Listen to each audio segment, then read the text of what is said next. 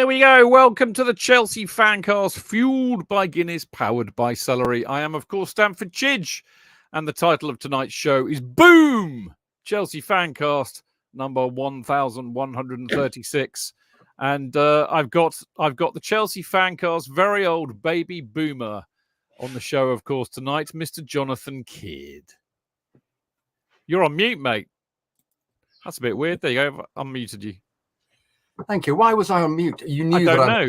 You know why? You knew I was going to talk bollocks for the first few minutes. No. I would never mute you without knowingly doing so. Okay, thank you. What was I described as? Somebody they put little epithets next to our names. I was described as verbose. Who by?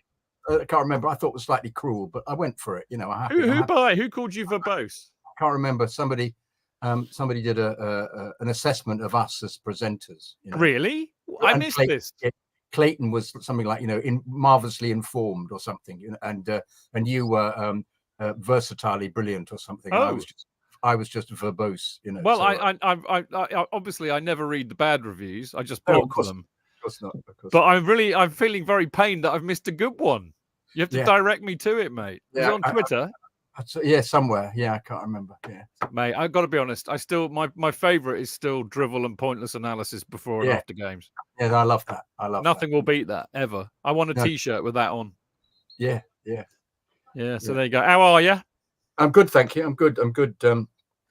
I was at a spring in my step after yesterday. Yesterday's comeback, but it created more dilemmas for me. The performance than the actual the game itself. I was amazed by the level of noise that the Nottingham Forest fans. Yeah, they were good, weren't they? Whoa, they were proper fantastic. My goodness me. DJ mentioned that, and he would know. Yeah. But also with songs, I had no idea where they got these songs. Yeah, I've got a bone to pick with you. I mean, by the way, we have got. I know it's so difficult now. Everybody can bloody see us because people are thinking, well, who's that poor bloke that they're ignoring in the corner? It is, of course, Dean Mears, the legend. Was shit to me, Dino. That was shit to me. I went off. But we both do it because this is how we've always done the show, and of course, we can suspend disbelief when nobody can see us. Yeah. But we can't really do it anymore. Exactly Dino, I've went to Mo Kings Meadow fame and the Kings Meadow Chronicles. How are you, dear boy?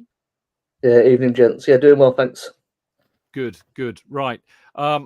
I want to pick JK up on something because I noticed it in his fan bite, and he said it again a minute ago, but I can help him out with this. There's a very good reason why Forest sing Mull of Kintyre.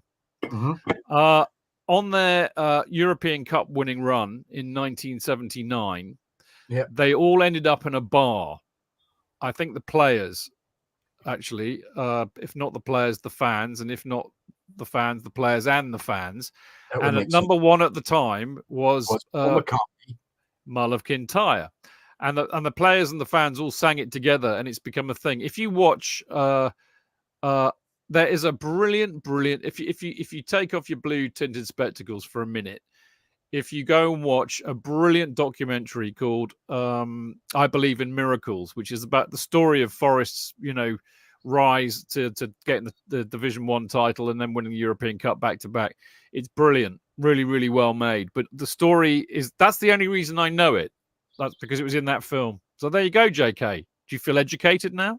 I feel educated and diminished as a consequence. No. You should not feel diminished. If you don't know, you don't know. I'm ashamed at my ignorance. I'm ashamed that I got clickbait purely by having an opportunity to slag off a song that they sang with such gusto. But I suspected it would be something like that. But at the same time, fuck them. That's all I can say. That's the spirit. Lovely. Let's hope the show continues in the same vein. Right, usual kind of piffle that we... Oh, that's a great word, isn't it? Piffle, JK. Piffle. Probably we should write that piffle at the top of a T-shirt. We're going to have an alternative show called the Chelsea Piffle from now on, I think. Right, Chelsea... as ever. What? Sorry? What? Who? Wait. A fart section in it. Jonathan Kydd farts loudly. Yes. Yeah. I always remember that film with Leonard Rossiter in it called La Pétamin. Yes. Yeah. He was a man who managed to fabricate. Well, no, he would form fart to tune. To tunes, yes. And he was a fartologist. But he would have to have eaten an enormous amount of cabbage. I just think it must. Cabbage. Oh, stinky farts. Oh. Nasty, nasty. Anyway, moving on with the show. Don't forget, you can watch as well as listen to the Chelsea Fancast live now every Monday and Friday at 7:30. And there's a prize going for all of those who noticed that this is not Monday evening at 7:30. It's Sunday, and we're a bit late. It's 8:15. But there's a reason we're doing it on a Sunday. Actually, it's a bit like the old days. We used to do them on a Sunday in the old days. But anyway, I'm basically at Stamford Bridge tomorrow doing a mental health thing between the hours of 5 and 8, which renders doing the show tomorrow impossible. And I don't like doing them on Tuesday nights because I work until 8 and I'm a bit fried. So there we go. Sunday evening it is. Anyway, normally it's every Monday and Friday at 7:30. Obviously, watch us on YouTube or our Facebook channel. You can catch us on all of the social media channels at Chelsea Fancast. But if you want to listen live on Mixlr, there we go. Well done. It's chelsea-fancast.milxr. Sorry, MIXLR, even for the not dyslexic amongst us. .com. And of course, the great thing about that is you got chat facility, so you can chat away to us. And sometimes we don't completely ignore you. For example, we've got one here. I can even show them.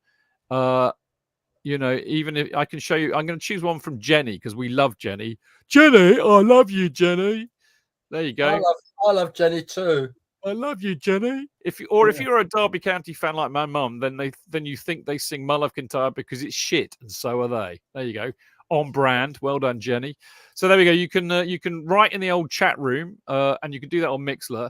And even better, I say, rather embarrassingly, if you're daft enough and prepared and rich enough to bung us a couple of quid every month, you can do this chat thing like all week, because we have a Discord channel where you can chat away about Chelsea with lots of other lovely people, Chelsea mates who listen to the Fancast all week. And to access that, you have to bung us money, basically. It's a grift. I'm sorry, but it is. It's patreon.com/Chelsea Fancast.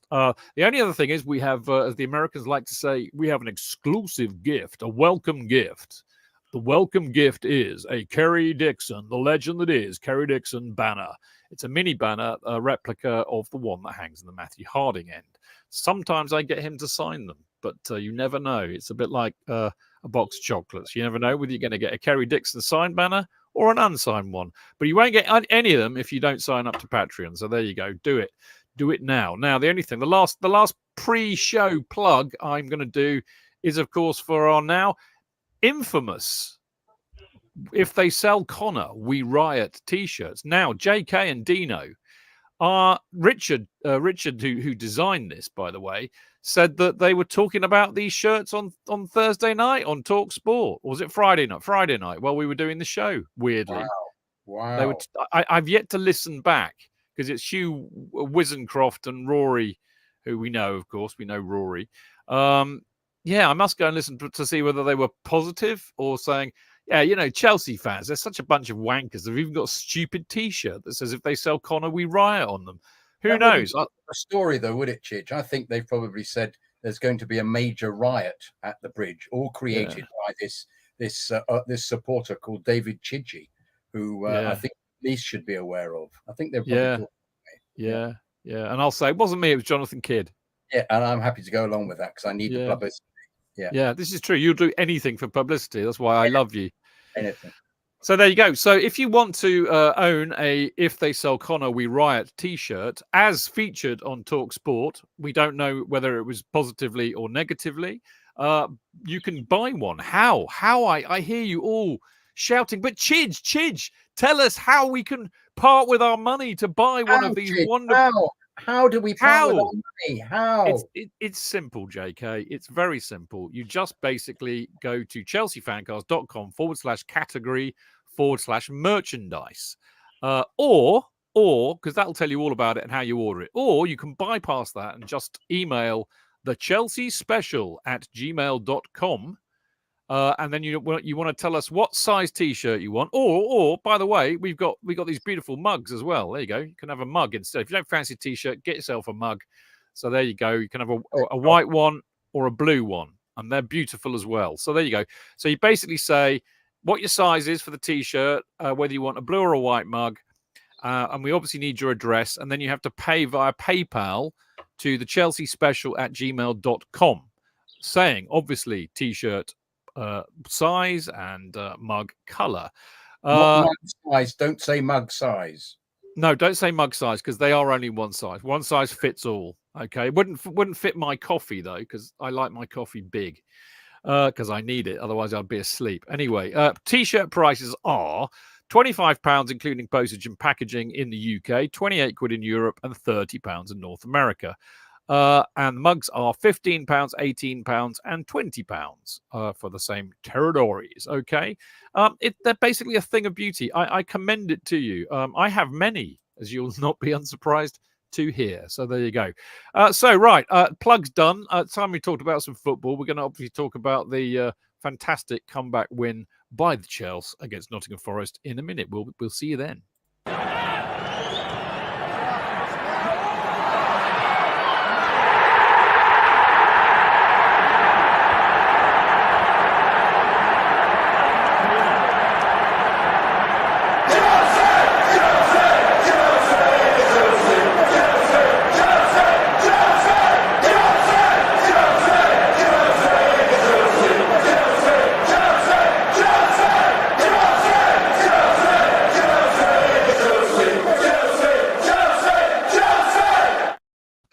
There we go. Welcome back. Time to talk football. I watched it on the telly, having I had to go and clean my mum's patio. That's not a euphemism. I really did have to clean her patio, and it was supposed to be a 2-hour job. Just imagining what euphemism it would be for, though. I have no idea. You'll have to think of one. And it was supposed to be a 2-hour job. I got there about 1-ish. I got home at quarter past five, just in time for football. Absolutely knackered. So anyway, it was a weird old match. I mean, I'm determined to start this positively, because I know that we started like shit, and it was all a bit of a return to oh well, we think we're really good, so we don't have to bother anymore. We'll do all that later. I think, like JK alluded to, and his fan bite certainly does, and I'll ask Dean this first, because we're doing a very good job of ignoring him so far, and I love Dean. I love Dean, and I wouldn't want him to think that we were ignoring him. But I think the thing, I don't know if you watched it on the box, Dino, and I mean, this has been a season where, I mean, basically most of my neighbours know how Chelsea are doing, because if we lose, it goes very quiet with the occasional F and C bomb dropped. But when we win, I just go loopy, and I emitted 2 huge cheers, whatever, cries when Sterling and Reece James, Jackson got the winner. And it was just such a brilliant comeback. And I mean, like JK was saying, I felt euphoric afterwards. Did you feel a little bit euphoric? Did a little bit of wee come out for you, Dean? No wee out, but yeah, it was euphoric. I have to watch it on my phone on Sky Go. And you actually saw the match on the phone, yeah? Yeah, but it was slightly behind the fifth stand-up, so it comes up that Chelsea have scored, and the picture delays about 45 seconds from that to me seeing the actual goal. So a bit like VAR, wait for VAR to give you a goal, sitting there waiting for it to happen. But yeah, I was actually quite surprised that they pulled it out of the bag, because they didn't look up for it at all. Forest obviously fighting for their lives to get that survival guaranteed at home. The fans were up for it, as we mentioned. But, they showed spirit, and, with key players coming back like Reece James, unfortunately it's a little bit too late, but we seem to be, coming together nicely at the end of the season. We do, don't we? I mean, as I said, we'll focus on the negative parts. We're going to do it in terms of linearity, in reverse order. You know what? I mean, it was very clear to me, JK, that actually what turned it round was Poch's substitutions, but more than that, and he made this point, actually, bless his little heart. I mean, I mean, we get into all this later, no doubt, but I like Poch. I'm warming to the guy, actually. There's something wonderfully human about him. But he made this very good point that it doesn't half make a difference when you've got an experience on the bench. And this is a point I've been making all season. We're looking at this bench, and I don't know any of the players on there because they're all about 4 years old or something. Today, yesterday he had Cassidy, who, we know he's a youngster, but Colwill, Dizazi, Gusto, Reece James, and Nkunku, Sterling, and Ukachukwu. I mean, all of those have had first team, apart from Cassidy, have had first team minutes. None of them were making their senior debuts. And it doesn't half make a difference when you can bring Gusto on and you can bring Nkunku on and Sterling. And, of course, the pièce de résistance, Reece bloody James, mate. Was that a question to me? Yes. Bloody hell, it's a long question, Chidge. It was. What interviewer is famous for doing ridiculously long questions? Where the interviewee just nods off. I can't think who it might be, but maybe it's me. Maybe it's me. The answer to your question is it's interesting, isn't it? That the answer to my question should be yes.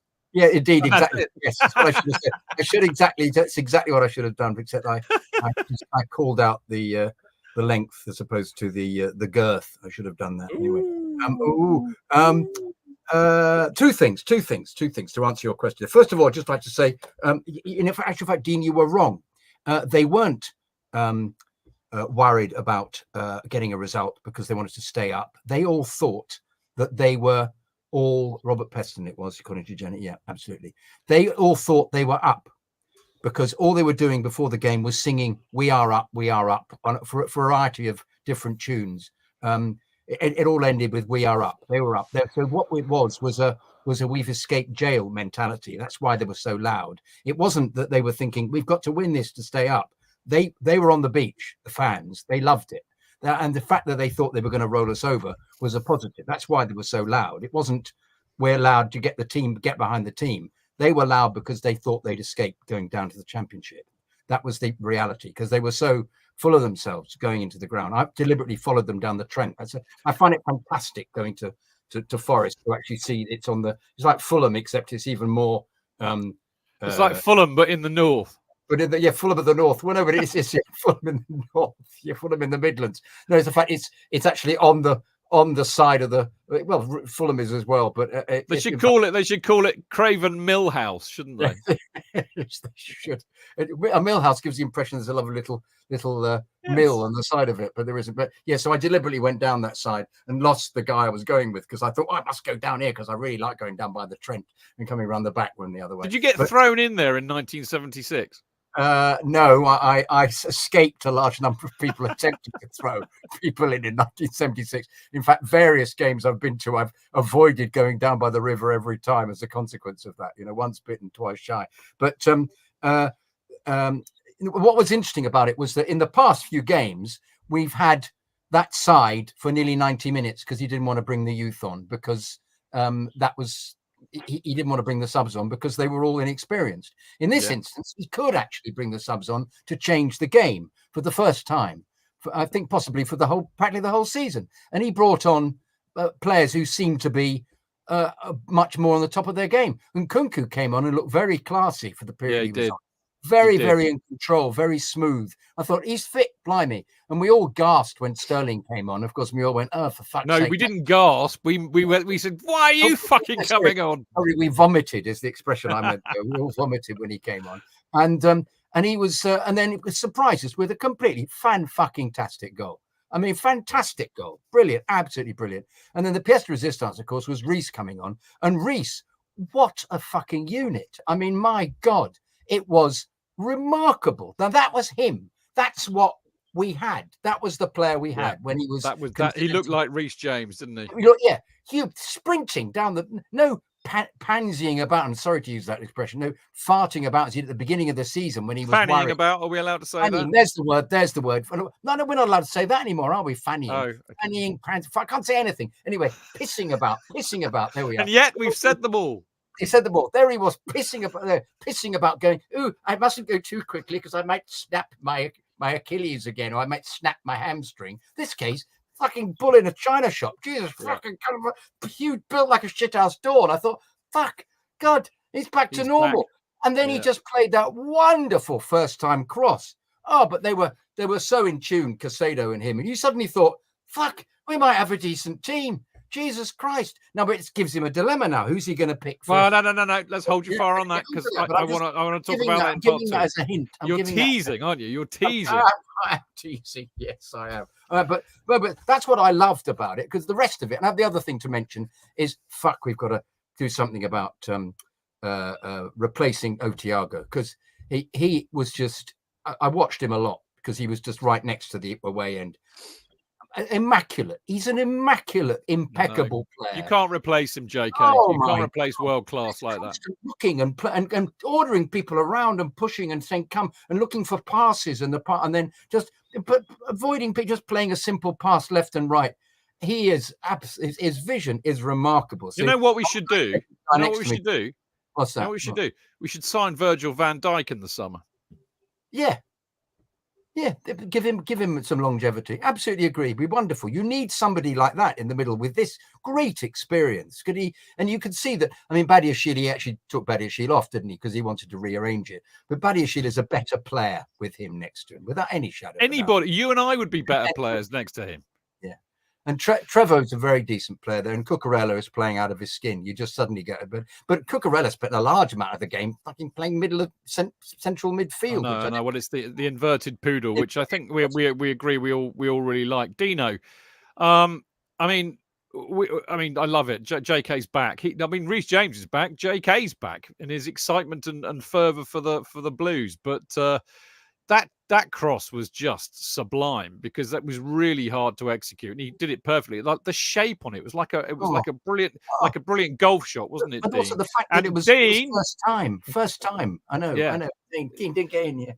Yeah, but I have to say, I mean, there are two ways of looking at this. Either, you or I could have leapt like a tin of salmon and headed that one in the goal, or actually it was a very good execution from Jackson as well, who had a wonderfully mercurial Jackson performance, where he did some things brilliantly and some things appallingly. Alan Shearer nailed it on Match of the Day last night. Actually, it was hilarious. But, mate, he scored 17 goals in all competitions, and he's been rubbish. I mean, you've got to hand it to him. That's a really good return. And what I love most, Dino, and this is, I mean, I've been warming to Jackson a lot recently, but jumping in with the crowd, I thought was just fantastic, Dean.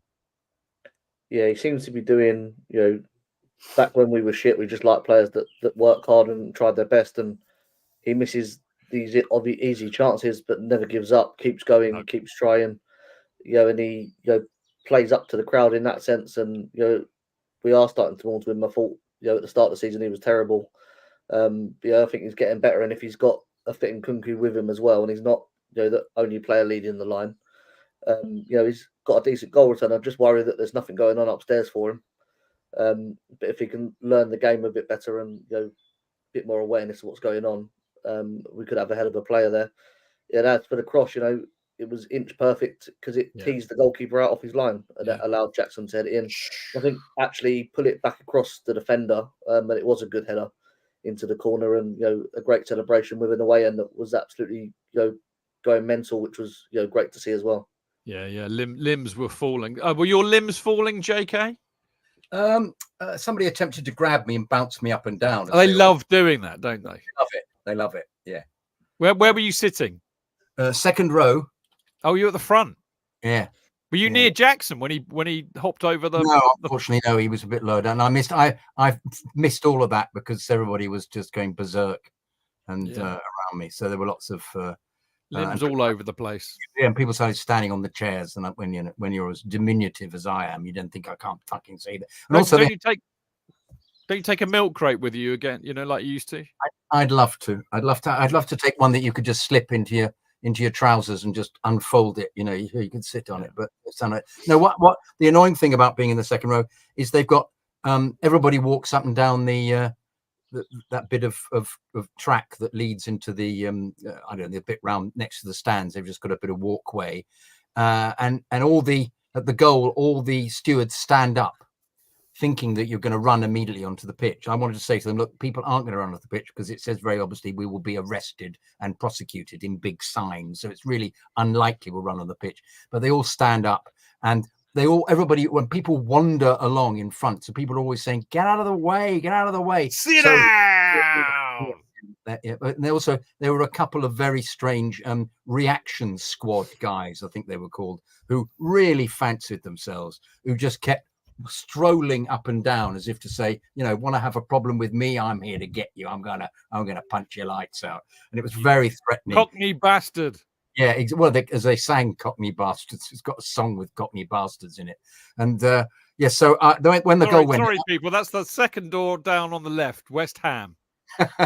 Yeah, but we're all under the same. We're tarred with the same brush, I'm afraid. Anybody south of the Watford Gap is a Cockney bastard.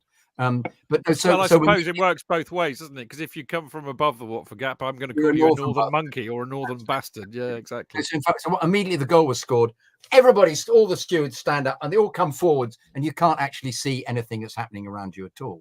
And I attempted to get a shot of it with my phone and managed just to get lots of people's rather unattractive heads, as you do in that situation, because they're not the most attractive people, or the people being the steward snarling at you. Sit there, and of course, what I loved about it, the fact that he got booked, Jackson, for going into the crowd, as you do. You can stand by the edge and have some kind of approval, but leaping amongst the crowd and the stewards will get you a booking. Worth it all day long, mate. I thought it was brilliant. Of course, typically Daryl Middleditch, our great mate Daryl, was there, and he was 5 seats away. Apparently, he was in the thick of the action when they did it against Palace away. And talking of Palace away, some great stats here, Dino. We've now gained 19 points from losing positions this season and come from behind to win 5 times. Liverpool at home, Burnley away, Spurs away, City at home, Palace away, United at home, Villa away.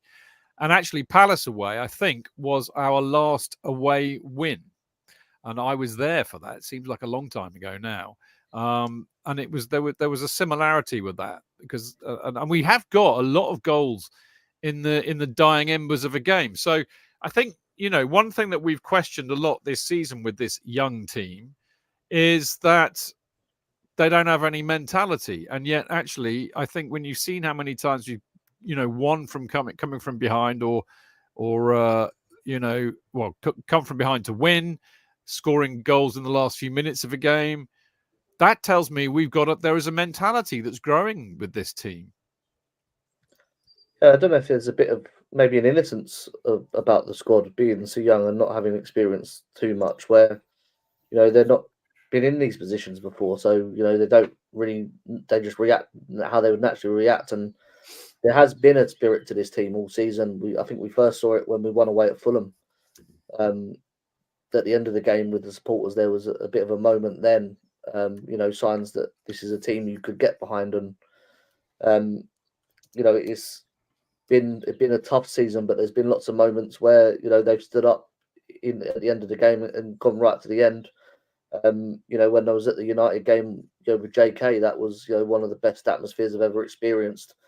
And all through that game, people were moaning about the manager not changing the game and not doing anything. And at the end of it, Stamford Bridge was rocking. And I think there are a lot of players there that you can love, ones you can hate as well. But they play for Poch, and it's refreshing to see a team play for a Chelsea manager, because I think it's been a little while since we've seen that. Well, I'd say early Tuchel is the last time Champions League winning era Tuchel was the last time we saw the team playing like a team, playing for the manager. But I totally agree with you, mate. I mean, I don't want to pop this one off too quickly, because I want to revisit this when we preview the Brighton game. But it's another reason for me why they should absolutely not sack Pochettino, because we as long-standing Chelsea supporters know how awful it gets when they don't like the manager and they won't play for him. They just down tools. So the fact that he's got them playing as a team and playing for him is a huge feather in his cap, as far as I'm concerned.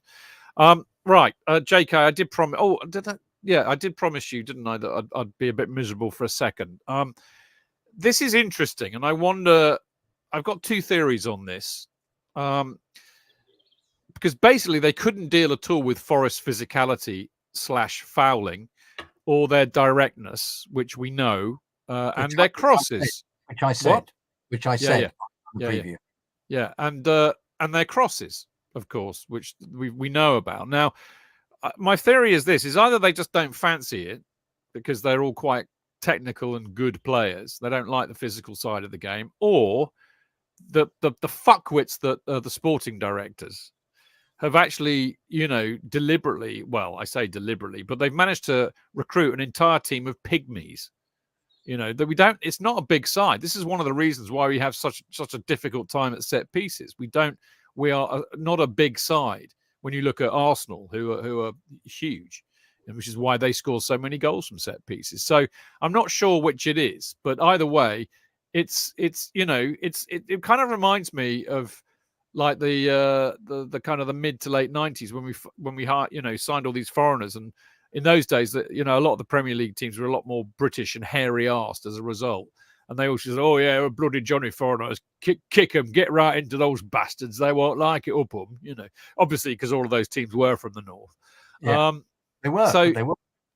But I wonder if there's a bit of that going on. Oh, they're young and a lot of them are all on big money. They won't fancy a kicking. I wonder if there might be a bit of that going on. But you not say that was the same pattern with all the teams in the bottom half of the league? They all play a low block.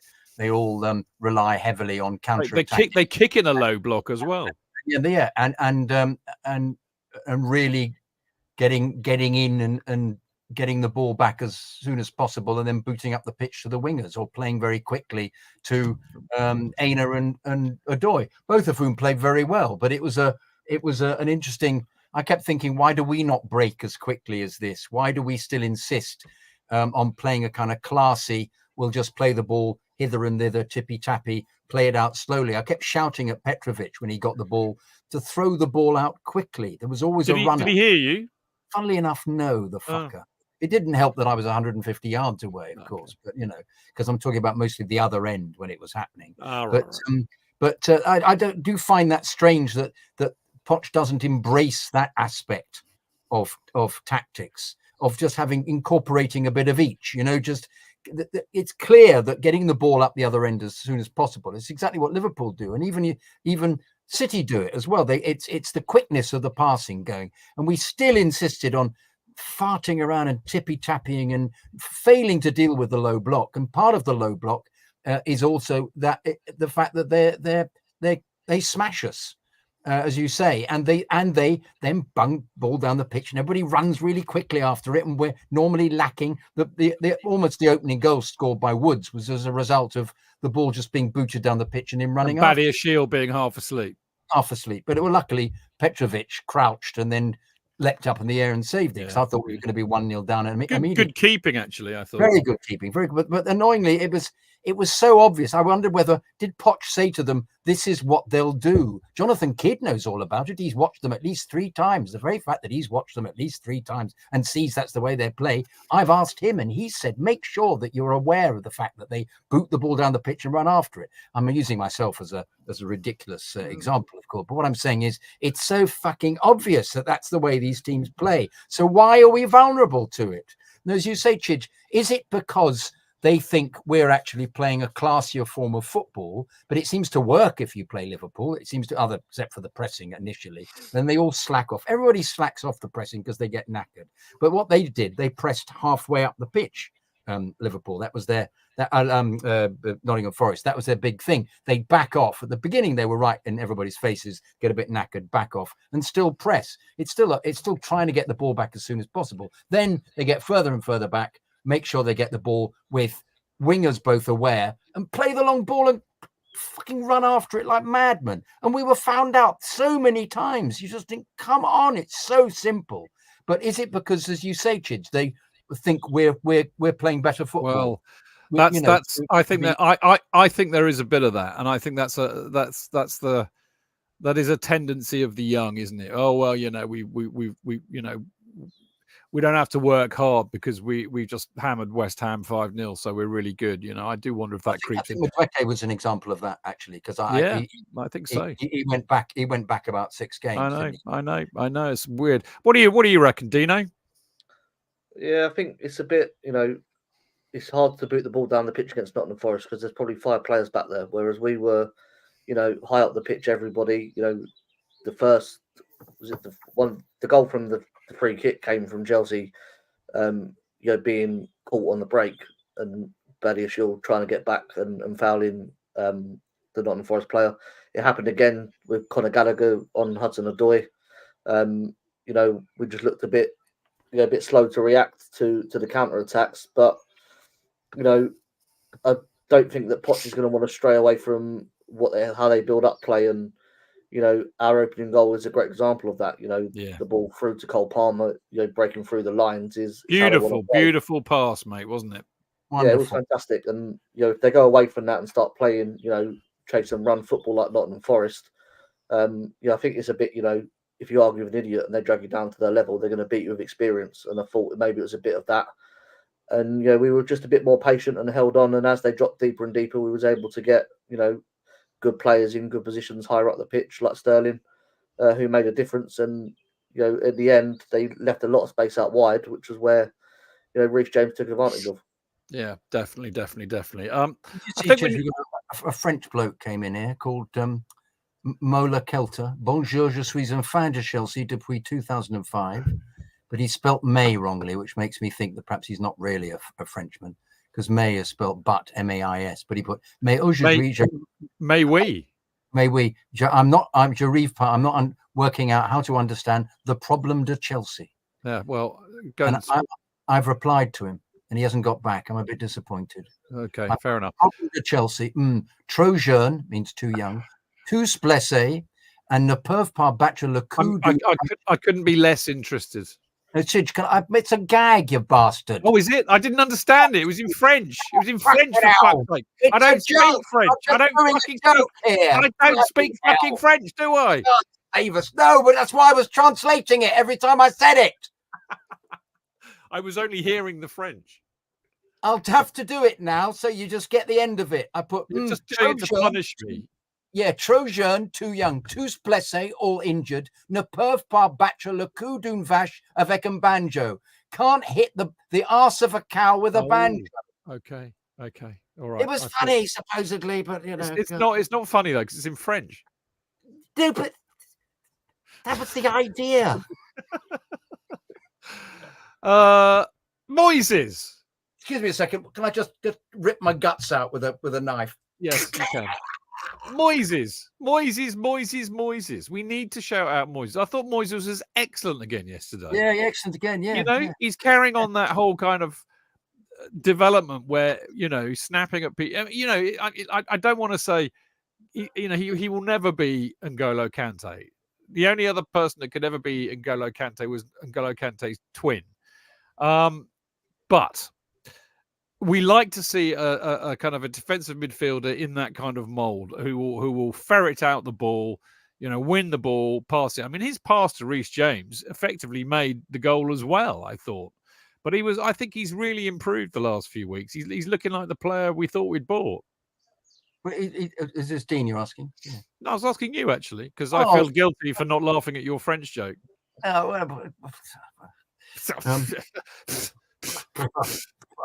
For boff. That's the only French I know. It's not. It's boff, Chidge. You got that wrong as well. Boff. You're supposed to say boff. Boff. No, it's a That's a French Gallic shrug. Okay. Okay. But okay. Boff. They all do it, mate. When was the last time you went to France? Very long time ago. You're right. Well, I went in September, so I'm very up with a. In fact, the boff has matured into a much like we're looking for our Chelsea team to do. What was your question? I can't remember. No, I mean, if you remember it, Dean. Something about Caicedo. Oh yeah. Thank you, Caicedo. Yeah, he's playing excellently. But it's like Cucurella, isn't it? Really, they're both playing to the level that we thought they were playing for Brighton. So yeah, it works. But once again, where does Enzo fit? What are we going to do with that? Is it an option? Is he going to be ordered to play him in order to get South American bums on seats or get some more branding, according to Bowley the other day at this financial conference he was at? So I'm very impressed by him. I think the trouble is we've got the mentality of playing teams who are just playing a low block has just got to change a bit. I mean, the very fact that we scored a goal against the run of play, which was the brilliance of Palmer putting the ball in for Mudryk, and Mudryk bless his cotton socks, suddenly actually having a brain and fainting to the right and slipping into the corner. You thought, what a great goal, blimey, fantastic. But then, rather than us being, we silenced the crowd for a bit, but other than us then being in control of the game, we still farted about and let them play this long loopy cross to the back post, which you just knew that somebody would not be there to punish, to get rid of.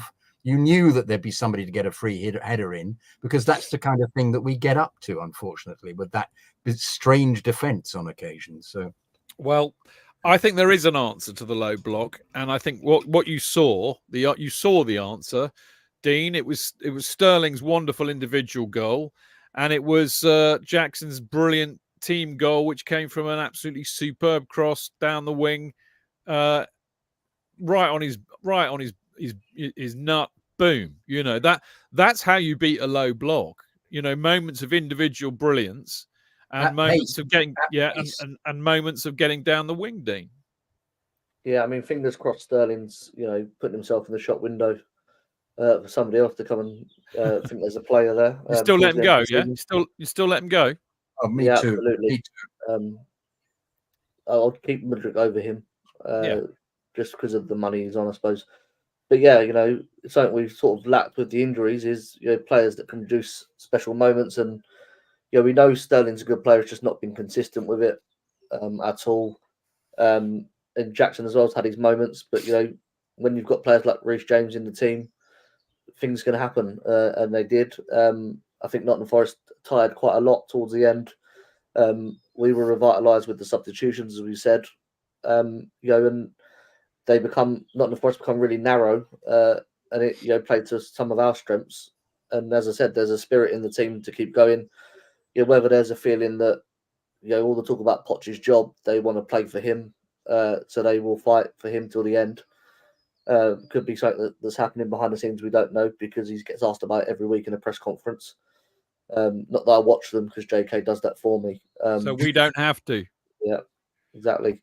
On Friday, I couldn't make anything understand what he was saying on Friday, so I dribbled on and made it. It was so dull. Do you know what? It was so bad, Dino. Not JK wasn't. I hasten to add. I was Chidge. I couldn't get it. But you weren't helped with the material. JK almost resigned from doing JK's presser summary. This was after the show had ended. He said, "Chidge, I can't." He said, "It's just not working for me. I can't do it anymore." So because we don't watch, I don't know why JK doesn't write himself a script. Well, yeah, ignore Poch completely. Yeah, that could be a job. Indeed, but moments. Big players are coming back into the team, and they produce big moments like that. With the confidence is high for everybody, and everybody seems to enjoy watching Chelsea on the whole at the moment. You know what, mate? That's a really good point. I actually thought this after the game, and I thought it for quite a few of the games recently. We are entertaining to watch. I mean, if you're as myopically blue as we all are, it's infuriating and frustrating and makes you want to punch people sometimes. But I was thinking, I mean, and we're Chelsea. We don't give a shit what the neutrals think. But I was thinking we must be a really entertaining team to watch, because we score a lot of goals and we let a lot of goals in. I think we've now broken our record from 96 or whenever it was, 95, of the most goals conceded in the Premier League in a season. But we're scoring loads, and we're unpredictable. That makes us quite an entertaining team. And I think at the end of the day, we go to football for that moment when the ball hits the back of the net and it's limbs all over the place. That's why I go to watch football. I want that adrenaline rush of Chelsea scoring a goal, this is ostensibly why I hate VAR so much, because it's denied us of that, and it's denying me of the very thing I go to football for. I go to football so that I see my team score and I go absolutely apeshit. That for me is really what it's about. Call it nihilistic, call it Neanderthal, call it simplistic, fine, but that's the absolute truth. So bless their little hearts, at least they're doing that. If only they could stop them going in from the other end, so I don't experience the opposite feeling, things would be a little bit better. Anyway, we've now got 2 games left. We're level with Newcastle United, the horse punchers. Are we the lads? Are we the bonny lads? We'll have a little fishy on the little dinny when the boot comes in. when the boot comes in. There we go. So many goals. Anyway, fucking hate Newcastle. Anyway, what was I going to say? My bit vitriol has addled my brain.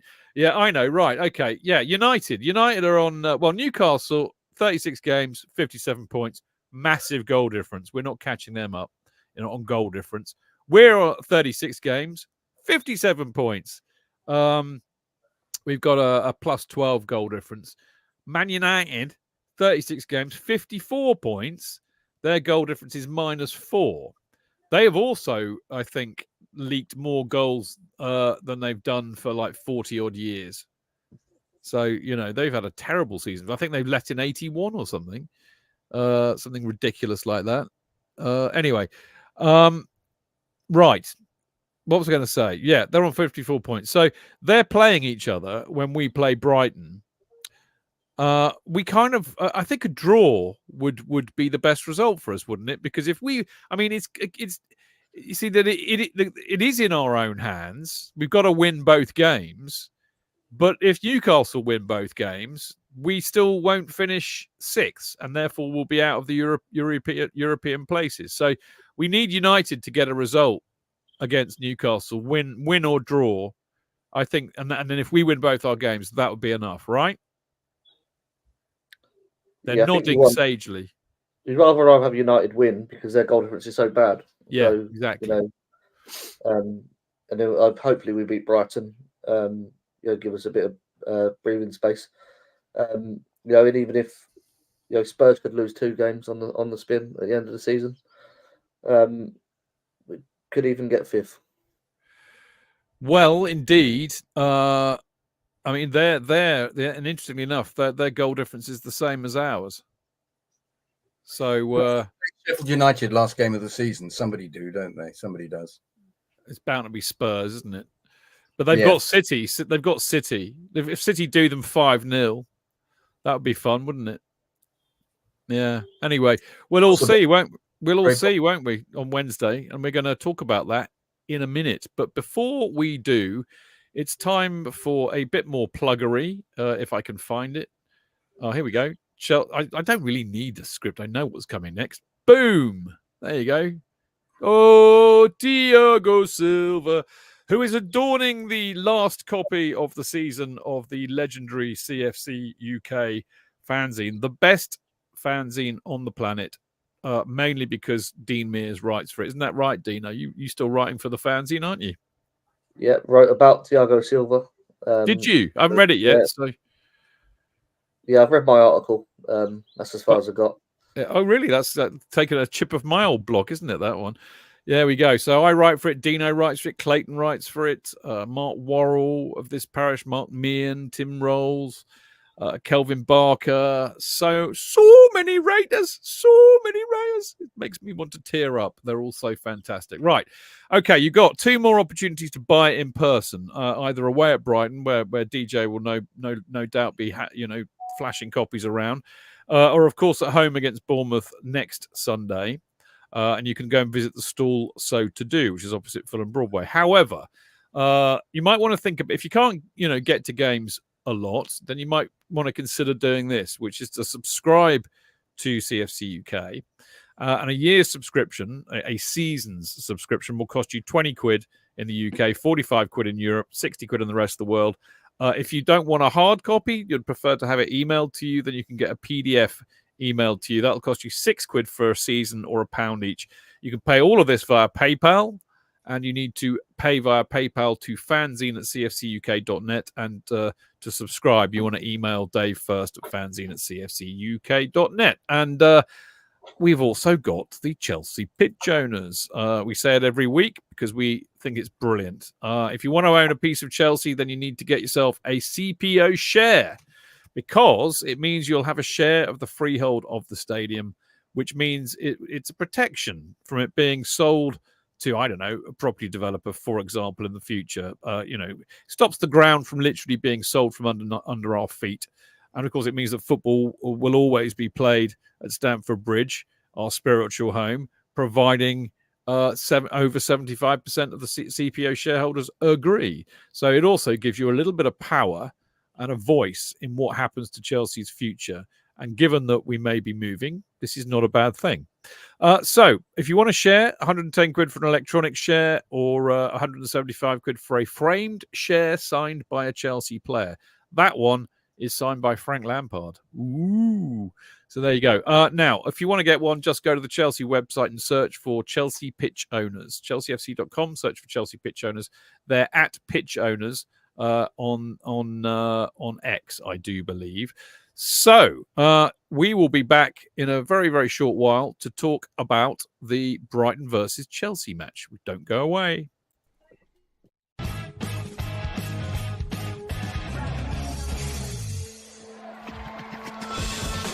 Real fans, real opinions. I'm Jason Cundy, and you're listening to Chidge and the boys on the Chelsea Football Fancast. Total nutters and proper Chelsea. Footballfancast.com.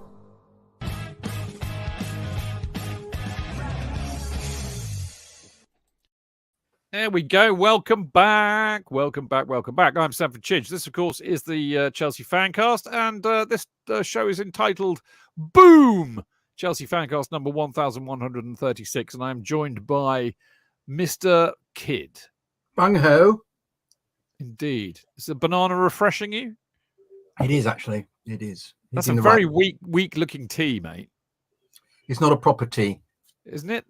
No. I'm not allowed to say this, but it's a Puffs tea. I'm not allowed to say that. Well, I was about to say it looks very woke, mate. Yeah, it's very woke. Very weak, actually. Weak and woke. So what is, not that we're allowed to say it, but what is Puffs tea? It's not really tea. It's peppermint and rice milk. Oh, God, I think I'm going to vomit. Rice milk in peppermint? Yeah, it tastes really nice, actually. Just have the peppermint on its own, mate. Sure. They like it. It's too pepperminty. Have licorice and peppermint. Pepper pigs. No, I don't like that one either. No. Oh, mate, you're so fussy. Oh, anyway, it's lovely to have JK on the show because I love him. I love him. I love him unconditionally. Even if I'm a bit verbose. Or even if you're a bit verbose or a bit woke or a bit of a puff, I don't mind. I still love you, mate. I love you. You know. So there you go. It's mutual. It is. It's the JK and Chidge love in fact. So there we go. It would be, but we've thankfully got a guest, not a guest. It's part of the Chelsea Fancast family. I should stop saying guest. Marco Marco always says he's a guest, and I said no, you're part of the family, Marco. So we've now got to calling it our show, but of course it is. It's all of these lovely people that we have on every week, and this week is Dean Mears. Yeah, good evening. Pleasure to be here still. Good. Now, Dino, I've got a question for you because you've been on the Fancast for a while. I remember many years ago, you said I'd quite like to be on your podcast, Chidge, and I said, well, you'll have to come and have a beer with me before a match, then, Dino, won't you? And of course, you did, didn't you? Remember that? I do remember buying you a Guinness. Yeah. I can't remember what match it was, but I was with my godson. Yeah. And we went to the Cock Tavern. That's right. And I think someone else had just bought you one. So you were pleased to have another one on your lap.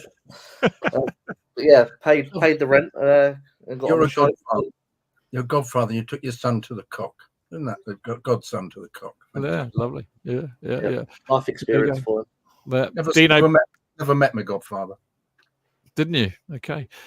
Dino paid his Chelsea Fancast tax, and he's now on the show. But of course, the real reason I wanted to talk, what I wanted to talk to you about, of course, Dean's now got his own podcast, which of course is the fantastic Went to Mow Kings Meadow, which is all about. It's the best podcast on the women's game. I mean, there are many low rent imitators who came after Dino, but Dino was the first. And you often have fellow Chelsea Fancasters Dane Whittle and Clayton Bierman on, don't you?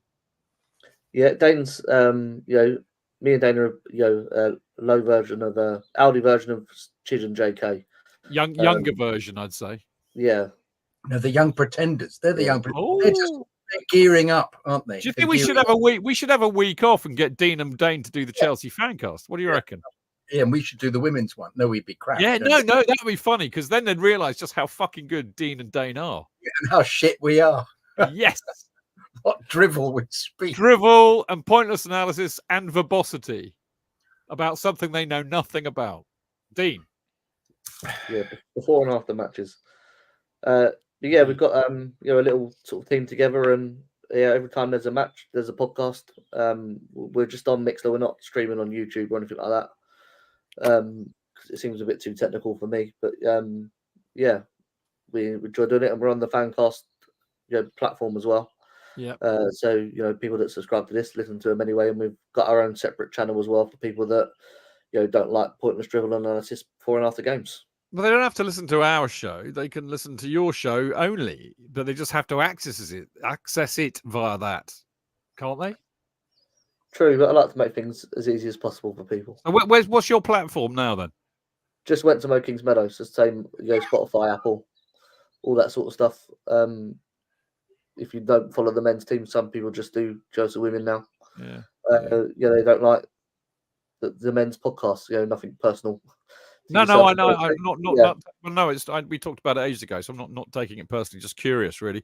So, is it doing okay on the platform?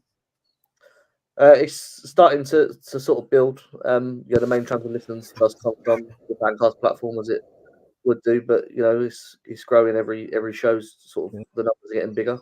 Good. That's what I like to hear. And how's the fanzine doing? You're doing the Kings Meadow Chronicles fanzine, of course. Yeah, we just finished issue 12, so our second season just finished. The last game against Bristol City was the first time I'd ever sort of sold out at a game. Really?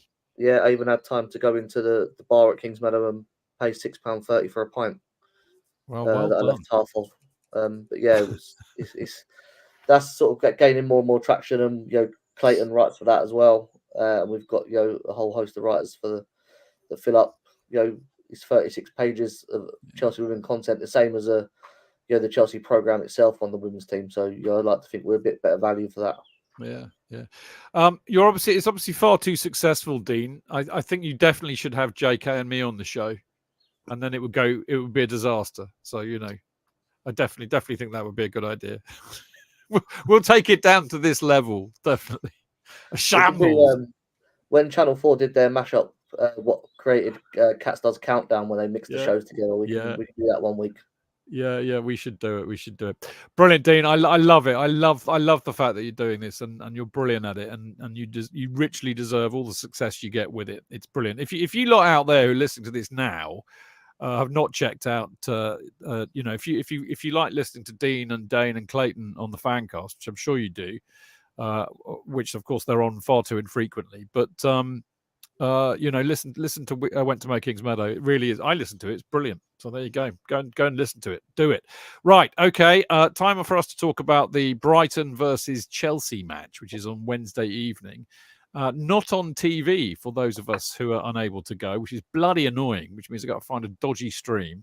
Yada, yada, yada. It'll be an unedifying experience. But one thing to cheer us all up, of course, is the fact that it's time for my team selection, JK. And I want you to notice something about this. Are you ready? Ready? Yeah. I'm looking. Look at me. I'm looking. Yeah. There it is. What do you notice about it? It's exactly the same as the last one. Well, it isn't exactly the same because it's got Brighton rather than Nottingham Forest. Oh, yeah. Sorry, I'm wrong. Yeah, absolutely. Yeah. But basically, you is correct. Yeah. Okay. So there's a reason for that. I have one slight issue. I mean, actually, what's really interesting is that Poch has done what I've done in the last several games. He's kept exactly the same side. Interestingly enough, he didn't start Gusto, did he? He did what you said he would do on Friday, which is to play Badiashile and Trevo out on the right, which was interesting. So, well done, you. I've stuck with my guns here. This is the team I would have started against Forest. I'm not entirely convinced by Badiashile yet, I have to say. I think Silva and Chalobah are our best two centre backs. The inverted super poodle, is a shoe-in at the moment. I would pick Gusto ahead of Reece James because I still feel the need to protect Reece James. He will not be match fit, period. And the way that this lot work is they get you playing 15 minutes, then 30 minutes, then 60 minutes, then a full game. He said that in his presser. Well, there you go. I listen. I just don't see Reece James starting, no matter how brilliant he was. And it was amazing, wasn't it, seeing him play? Because it was just like, fuck me, this is what we've missed all season. He is that good. He is that good. And you know what I noticed about the game, that the team lifted when he came on. So he's clearly got a lot of character and personality, strength of character and personality. They look up to him, I think. A lot of love for James from the team, I think. But I still wouldn't start him. I'd start Gusto, who's more than good enough. The only issue I have, I mean, just to run through the team, Cucurella, Silva, Petrovic, Chalobah, Gusto, Gallagher, Caicedo pick themselves at the moment, even if Okuchukwu is fit. Mudryk, Palmer, Madueke, Jackson up front. I'm not tempted to put Sterling in for Mudryk. Madueke, I think we're going to get this from him. He's going to have an off day, and he did against Forest, but I'd start him for sure. The only issue I've got is this. We've got 2 more games to say goodbye to Thiago Silva, which is a very good reason to start him. But he absolutely has to start against Bournemouth so we can just have a Thiago love in all game. I'm just wondering if Pochettino might rest him against Brighton, because I just wonder if he will, or if he'll think, well, he's only got 2 games to go, he'll be fine. I don't know. I've just got a doubt in my head about whether he might start him against Brighton, in which case Badiashile would play with Trevo at the back. But I don't know. So I'll see what they all think. Shall I ask you, John? I know you love this, Jonathan, so I have to ask you first. Then I'll ask Dean what he thinks, all right? Well, I think you're going on previous policy. Yes, he would indeed not play Silva because he doesn't like him having one game close to the other. But it will have been 4 days. And it will be his last 2 games. And if he gets injured, who cares? I do, because I want to say goodbye to him on Sunday. But he'll be there on Sunday, waving, even if. But I want to see him play. I want to see him play one more time, like you were saying earlier. You're being completely selfish. All down to yes, you. I am. Yeah, but you were saying earlier. He's irreplaceable. He's just brilliant, and I want to see that. We might not. I mean, I need to write an article about this. Sadly, CFC UK's come to the end of its season, but I might even write for my own website. That's a novelty. But I think in Thiago Silva, he might be the last world-class player we sign for a long time. Because if you look at the policy of the club, it is not to do that. He might be the last one, the last of the Mohicans. Well, I'd still like to see him play both games because I'd like to see us beat Brighton. You're off to Brighton? You're off to Brighton? Of course. I'm going early on in the afternoon to have a few minutes on the beach as well, actually. Are you? Yeah, waggle me. With Leslie Ash? And I was in Cat's Whiskers with Cat's Eyes with Leslie Ash. Really? And she said to me, "Oh, you're just like Rowan." She said to me, she was going out with Rowan Atkinson at the time, and then she got married to the Leeds striker, Sheffield Wednesday striker. What was his name? Chapman. Lee Chapman. Yeah. Who allegedly threatened one of my mates in a loo for looking at Leslie Ash. And my mate said, "I assure you, I was not looking at your Scotsman. No, I was not looking at your girlfriend." And he said, "Make sure you don't mate." He said, "No, make sure you don't mate." He said, because he's up from up there. But I digress. Allegedly, could have been all fake, that story. My mate could have been making it all up. Who knows? But yeah, where were we? I give Mudryk another go. I fear though that he might not. I think he might not play Madueke. And he might put Sterling up there, just because Sterling came on and made an impact. And yet we know that is so rare that he performs like that for 90 minutes, so or even 70 minutes. So I would do the same and have him as an impact sub, and give Madueke another chance. And I'm still not convinced he'll play Gusto. I think he may carry on playing exactly the same team that he played the other day. I wouldn't have a problem with that. Yeah. Just because I think he thinks I thought Gusto was fine. I thought Gusto was back to his best, but he still has this approach that he said it in the press conferences. One of the advantages of looking at all the press conferences is you do see his policy, his philosophy, which is to rarely give anybody a go who's been injured, because he says they're only 50%, and I don't like having a 50% player from the beginning in a team that is at 100%. And he said more and more of them are now at 100%. So I reckon he'll carry on with Badiashile and Silva and Subham. Cucurella, of course, will play. Be interesting to see how he reacts against his old club, because the first time he was there, which was last season, he was booed to the rafters, and it affected the way he played without any shadow of a doubt. Mind you, we were dreadful that day, because what did we lose? 4-1? Yeah, that was the nadir of. In fact, actually, that was the beginning of the end for Potter, because we'd pretty much been unbeaten until that match, and then we got our arses handed to us, and he got a fucking hard time. Cucurella got a hard time. Moises got a hard time, and we got hammered 4-1. 4-1, absolutely. Horrible day, as I recall. Connor is his usual galloping self. Casado's excellent. Palmer.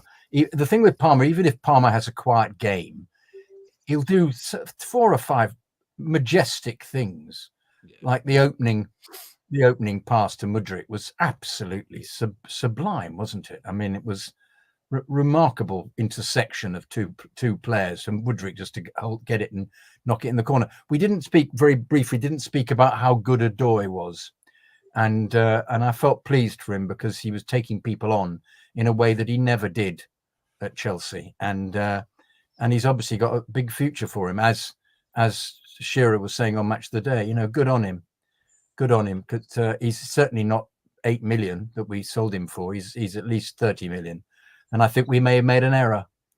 But you know, what do they know? How old is he now? 26? No idea. 26, because he probably didn't fit the demographic. Did he? He's under 25. He wouldn't have fitted it to keep hold of him. And they thought just easy money, because he didn't play very well on his loan in Germany, did he? No, he stunk the place out. That's why it was only 5 million. We couldn't give him away. Yeah. But I feel for Hudson-Odoi. I mean, I think there is a huge player in there. I think Tuchel didn't do him any favours at all, and nor did his injury. Just kept shouting at him all the time, didn't he? I know, exactly. So I don't think Tuchel did him any favours, and I also think that his injury didn't. So I just think it's one of those unlucky things. But I wish him all the best. I don't give a shit that he celebrated scoring against us. I'd much rather, I agree. I'd much rather a player scored against us who used to play for us, dropped his shorts, and gave us the finger. That's what it's all about, mate. Tim, who I sit next to a lot away, because I go up there with him, watches lots of the youth, and he said that goal was absolutely typical of him as a youth. He said there'd be 2 players, no backlift, in the corner. Absolutely, he's great. Good. He's a good player. I thought Aina did well too. Dino, what do you think of my superbly unoriginal team selection that's been the same for the last 3 games, Dean? Yeah, I do like it. It would be my selection. I think, as JK said, he's going to go with the same back 4 as against Forest, but I do think Sterling's going to play, because he come on and scored. I think he'll drop one of Mudryk or Madueke. Could be either, maybe because Mudryk scored as well, we'll keep his place. I do think Sterling's going to come into the team. But the rest sort of pick themselves on fitness rather than leaving the form out the window. As he said, don't like players that aren't 100% fit, and this lot are, and that's all he's got to pick from. It just gives us a bit of a stronger bench, and he can bring these players on to hopefully make the game in our favour if it's not already. His words, Dean, were 5, 10, 15, 20 or 25 or 30 minutes is what I will give to Reece James. So I think that's the same with some of the other players, Sorry to interrupt you. No. Good point. What was I going to say? Sterling. Yeah. I'm not convinced that that's a good idea to bring him in. I mean, I just don't trust him. I just do not trust him. And I think JK makes a good point, Dean. Actually, in fact, it's weird, JK, you said that, because I remember when I was watching it, or just after the game, I was thinking, he'd be quite a good squad player. And I was just chuckling to myself about the irony of that, that you've got these youngsters who you'd start, and yet Sterling's a kind of a good impact player, like a squad player. But I think it'd be a mistake to start him, Dean. I really do. But you think he will? Yeah, not that I want him to, but I No. just think, because he's come on and made an impact, he'll get that chance to start the game. Probably stink the place out and come off again. But if we do want to sell him as well, we do need to highlight him to a few clubs, maybe the ones in Saudi Arabia, because you can't have a squad player on £300,000 a week.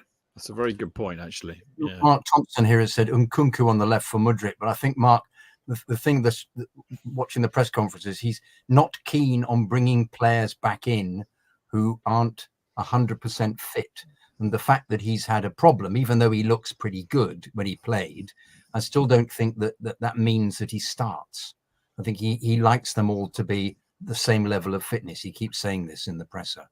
And Nkunku, even if he's very fit and looks fit, that won't mean that he can last 90 minutes or he'll pick him from the beginning. So I think it's unlikely he'd start him. And I think Jackson, for all his idiocy, I think it's weird that we've got two idiots playing up front, really. I'm sorry to be so unfair, but both Mudryk and him are just, for fuck's sake, they're mad. I mean, there's a madness going on. But I kind of like that about them. I'm really warming to them. Their personalities are coming out, and I kind of like flawed people. I know, but at the same time, Dean put it right, which he said it's the kind of situation where we're not playing very well, but we like the effort that they put in, or we like the fact that they're characters. Hang on, we're an elite club. We can't have that. We used to be an elite club, and then we got sold by Raymond. Yeah. Well, we're aspiring to be an elite club, but the very fact hey, no, darling, we're an aspirational club. We're an aspirational club. How lovely! I mean, the very fact. I love the fact that after he'd leapt into the crowd and embraced all the stewards who prevented him from touching anybody, and he leapt back over again, I'd be scared about slipping on the stone steps of the terraces, of the seats. But he leapt back in again, and the referee gave him a yellow card, and he went, "Oh, me?" As if to say, "What the fuck have I done?" You think, well, no, it's one of the laws, you dick. You don't leap into the crowd. That's it. And then he patted the referee on the back. I thought, he's mad. You're mad. You're a madman. He said in his best Senegalese, "It's a fair cop, mate, but it was worth it." So there you go. I mean, we've kind of answered this question really about Poch having a selection dilemma, which you mentioned in your fan bite and at the top of the show. But I think what you're really saying, JK, is that it's not a dilemma because he won't start any of the players who have been out with long-term injuries. So no, he won't start with Nkunku. He won't start Reece James. Who else is back fit that we might have a look at? Can you think of anybody else? He won't start Ukachuga, whatever his name is. I really do. I need to see it, otherwise I can't actually pronounce it, and I've lost it. So I shall just keep waffling on. I was being a bit. Here we go. I was being a bit arch in my fan bite because I knew it wouldn't create a dilemma because he won't pick them. But Ugo Chukwu, Nkunku, James, Gusto, Colwell was on the bench as well. I forgot that. He's not going to start any of those. No. Because so he doesn't have a selection dilemma then, really. I was just, it was clickbait. It was deliberate. I admit it. No, I agree. I don't think it was. I think it's tempting. It's tempting to pick some of these players because you'd say they're better players. But I think the players that are playing at the moment are in decent form. I know that they were a bit pants during the match, but basically they're in decent form. And I don't want the other players to get injured again. I think I don't trust them and their health. I shit myself when I see Reece James playing for us because I think he's going to pull his hammy again. And that'll be the end. And I don't want to see that. Colwell's fragile as well. And Nkunku, if you blow him, he breaks a bone or something. So, I'm really worried about them coming back to you quickly, especially with 2 games to go. Blow him down, Chidge. Blow him down, I think you meant, rather than rather than blow him. Okay, fair point. Well made. Oops. We'll edit that bit out. Probably. I know we won't. No, we won't. We never. There are no fucking edits in this show, mate. Damn right. All right. Now listen. As we're playing Brighton, a horrible little club. Actually, I've got a real dislike of Brighton. I still remember when they nearly went out of business and everybody gave them sympathy. Nobody should have given them sympathy whatsoever. They were playing at the Withdean Stadium, and they should have died there, frankly. And they're nothing but. I don't like their fans. I don't like their ground. I don't like them because they are cocky and they are way above their station. And they have the temerity to think that they, A, have a rivalry with us, and B, that we care about them. The hills are alive with the fucks that I do not give about Brighton and Hove Albion. The hills are alive with the fucks that I do not give. Exactly, JK. I couldn't have sung it better myself. And I think this has been compounded royally for me by the hiring of the arch idiots of Chelsea FC, namely Winstanley and Stewart.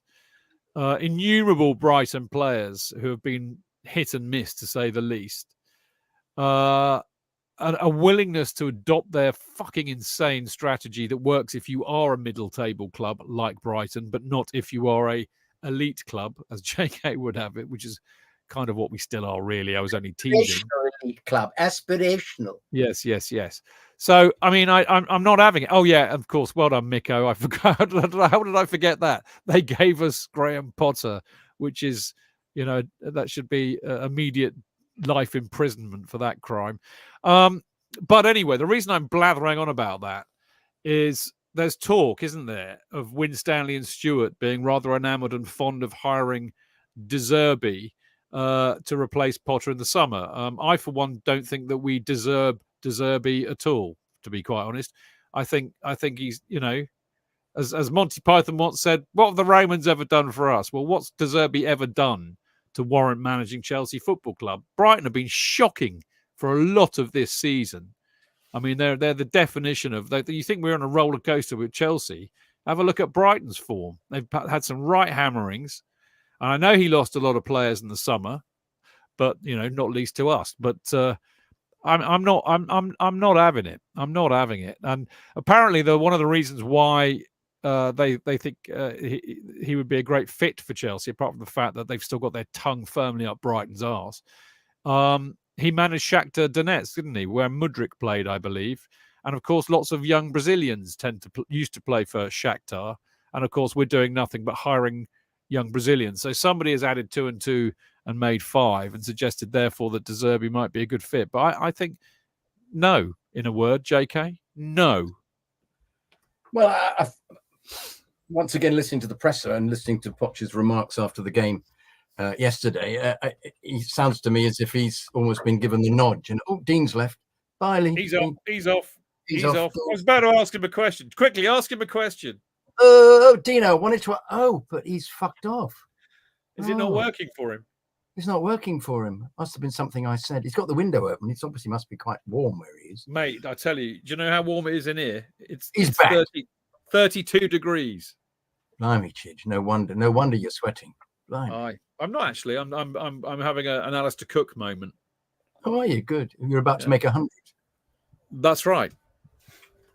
No, I was in the allotment all day today, working in the bloody baking sun. It was awful. It was really hot. So I'm so hot from being out there that actually 32 degrees feels quite cool. Anyway, I don't think as a consequence of good information, Chidge, but I just thought, hang on, it's vegetables. I think we can move on from vegetables, can't we? So for you, that's my version or your version of your French joke, really, isn't it? No, I don't think it's a comparison. Actually, sorry. I'd like to give you tips of that, but no. No, because there was no translation and no gag. No translation needed, mate. No gag involved. You were just tumbleweed was all that was required, mate. Telling us what you were doing on your allotment, which good. Pochettino, having said that, he was preparing for the American tour, which of course, what I think he meant by that was that he's been given the green light, they were all confused about what he said the other night about saying, I am happy, but I'm not happy. They all got confused because they asked him that question on because I played the football back on just the end of it about whether he was happy and was he going to stay. And he thought, well, no, when I say I'm happy, I mean I'm happy to be happy. And I thought, you've muddied the waters again, mate. You don't fucking speak English properly. You've got to have some lessons in the summer so we have some kind of comprehension. But here's the thing, JK. I'm gonna talk to the club and see if I can get you to be his English teacher. And at the same time, you could feed him all of your tactical nous. I'd love it. Because I get him to go and watch the opposition. I think was one of the things he doesn't appear to do. Otherwise, they'd have been prepared for Nottingham Forest booting the ball up the fucking pitch and running. Hey, buongiorno! And nobody appeared to be. We've got an Italian listening. Sorry, mate, to butt in. Good evening. No, rightly so. Good evening from Italy. Yeah, buongiorno. Yeah. Azzurri. Yeah. Milan. Love it. Milan. That's about the sum of my Italian, really. Milan, Juventus. Spaghetti, lasagna, limoncello. Spaghetti. I'm going to put spaghetti down here, actually. Anyway, so my reaction would be that, he's the man for the job. They're getting some kind of, reaction. So, and he appears to, he's had a very good second half of the season, hasn't he? Since January. Yeah, they've been much better. Let's admit it. Yeah, haven't been able to score. Should have won the Carabao Cup final. Should have beaten City in the semi-final. But given the madness of the centre forward who keeps missing all the time and then occasionally scores a very good goal. The other question is, would we keep him for next year? I mean, Shearer was asked that, who said, well, he should play, but they should buy somebody else. They need to buy someone else. Who they would buy, I don't know. They need to buy a recognised goal scorer just to add to it. It would even just to help my sleepless nights with the idiocy of it, you know. I'm sure they'll have you in at the top of their mind when they make that decision, JK. I love it. Dino. What are your thoughts on Brighton as a club and De Zerbi as a potential Chelsea manager?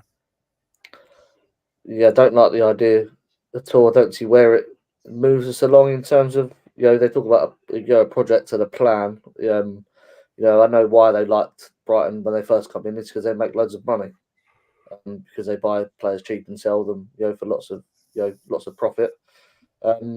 But De Zerbi isn't the next step for Chelsea logically. I think Poch's job is to get us back in the Champions League next season. If he gets Europe this year, I think he's done well. The next step obviously is the top four. A trophy along the way would be nice, but I don't think it's the be all and end all for them because the money comes from Champions League football. Then I think you judge Poch on whether he can win something then in the third season, and if he doesn't, you look for the manager to come in and take the team to the next level, sort of Mourinho-esque in 2004. There was a good team there, but they needed that coach, and De Zerbi is not that. He's a foreign Potter in my opinion. Someone that is a mid-table manager with a mid-table team. Hiring him puts us back a year because we're doing the same sort of learning curve they had done with Poch, and we've been talking about how the players love playing for Poch, how they're starting to come around to we're seeing good football being played, good attacking football, we're scoring goals. I think they need to, as JK said, sign somebody that can score goals on a regular basis to help take the team to the next level. But it just makes no sense. But then again, the owners do a lot of things that don't make any sense. Well, certainly the sporting directors do. You talk a lot of really good sense there, Dino. I think absolutely right. I mean, Poch's job is to perhaps get us back to the elite level, which basically means competing again in the Champions League. And then we'll see if he can take us over the final hurdle. And if he can't, then actually, if he's got us back to that level, we'd be more likely to get the elite kind of coach that we're used to, who could win us the Champions League. Because right now, this is my other thing about all the people quickly go, Poch out. Right now, we are not going to get anywhere near, the top 5 to 10 managers in the world. And whereas under Roman, we would consistently, easily get the top 5 to 10 managers in the world managing this football club. So, Poch's first mission really is to get us back to that level. And then we see whether he's capable of taking it on or not. And if he's not, you get somebody who can. Like you're thinking, Dino. Good stuff. Right. Here's the thing. We got Brighton on Wednesday. We've got to win the match. We've got to win our last 2 matches to get European qualification for next season. And also at the same time, hope that United can get a result at Newcastle, who have Brentford away in their last match, which won't be easy. They're not a good side away, Newcastle. But if they're up for it, they're good enough to beat Brentford, who'll be on the beach. So really, we need United to do us a solid, but we have to win. We still have to win. Well, that's kind of an interesting question. Sorry, I've just been distracted. Who are these top 5-10 managers in the world, Matt? Well, I don't know. You tell me, mate. But I tell you what, it ain't fucking De Zerbi. That's for sure. Anyway, right, yeah. So we need United to get a result against Newcastle, and we need to win these 2 games. So we've got to win on Wednesday, period. To do that, JK, we have to be on it. We have to be on it. We have to be snapping into tackles, concentrating defensively, not giving the ball away. But I do think that Brighton are a very different proposition than Forest, because Brighton will like to play football. Now, that's worrying if we're not concentrating defensively, because they can hurt us. But I don't think that they'll sit there with 10 men behind the ball or kick us to death or ping crosses in from both wings or hit long balls forward. So I think it's a very, very different proposition. So in a way, I mean, I said this on Friday, didn't I? I said I thought our hardest game of the 3 would be Forest, because Forest still had something to play for. And of course, stylistically, they would be quite tough for us anyway. Whereas Brighton and Bournemouth, unsurprisingly, will literally and metaphorically be on the beach. So what do you reckon? I don't think their being on the beach will have, which would be appropriate for both teams, being by the seaside, because there is a lot of venom between the two. Well, the Brighton supporters believe, as you said, that we are their rivals, or hate us for having attempted to buy most of their best players, supposedly, and their manager. So I still think that that's there. They would really love to beat us. I don't know whether De Zerbi uses that as a kind of stick to beat us with, or beat them with. But I don't think that, looking at the selection at the weekend that they had, they didn't seem to have a lot of their better players playing. So I don't know whether they've got an injury problem. Lamptey doesn't appear to be back in the side. I always thought he's pretty good. Dunk plays. He's a class act, but made a couple of errors for England, which was a shame, because I'd liked him to have replaced Maguire. Might have liked anybody to replace Maguire. I think Gilmore gets in. I think Solly March is injured, isn't he? Milner, the fact that Milner is there and has a kind of history, still has a shelf life, is slightly amazing. As with Lallana, I thought probably would be past it, but they've got that bloke Buonanotte, who's very good indeed. They've got Mitoma, but is Mitoma injured? We'd need to speak to a Brighton fan. I think Mitoma's not been playing because I think he's injured. Buonanotte gets on. He's scored against us. Let's hope he doesn't have a good night, eh? Oh, very clever, Chidge. That's a translation. I allowed you to say that one at least this time, rather than interrupting you if it said foreign. But anyway, João Pedro. Let's hope he has a. And then I would have interrupted. It would have been perfect. But João Pedro, very good player. Inciso is coming on as a sub. He scored that great goal against us. Remember at the Bridge. Welbeck always scores against us. This is why I would disagree with you actually about that playing lofted passes to the and crosses, because they seem to do that when Welbeck plays, and he always scores. Ferguson isn't getting into the side at the moment, despite being touted as the next great thing. Then of course we would then be buying him. So I'm not sure what is their best team anymore. But as you say, they still play at a pace and try and get the ball down the. They don't play a low block. They're pretty open. They're pretty attacking.